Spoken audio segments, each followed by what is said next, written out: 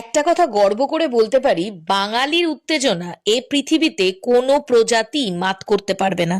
আমার মনে হয় এই ভিডিওটা দেখলে অনেকেই বুঝতে পারবে যে এ কি, এ তো আমাদের চেনা বারাসাত। হ্যাঁ, এটা ঠিক সেই সময়ে যখন আমি বারাসাতে স্টার মলে গেছিলাম। আর এটা দেখতেই পাচ্ছেন যে এখনো কিন্তু লোকেরা প্যান্ডেল বানানো কমপ্লিট করেনি, কিন্তু প্যান্ডেলের ত্রিপল তুলে আমরা ভেতরে ঢুকে গেছি সেই প্যান্ডেলটা দেখার জন্য। তার কারণ এতগুলো ঠাকুর, না না, ওই 93-র মধ্যে কিন্তু এইসবগুলো কাউন্ট করিনি। কেননা আমার একটা ব্যাপার আছে, ঠাকুর পুরো রেডি হবে তারপরে গিয়ে সেটা গোনাগুনি হবে।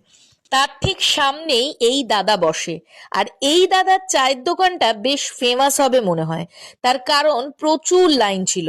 আর আমার এই যে চায়ের ভাঁড়গুলো দেখতে পাচ্ছ, ও এদিকে আবার সপ্তর্ষি তার চুলের ডালি দেখিয়ে দিল, কেন তার তখন চুল বেশ বড় ছিল।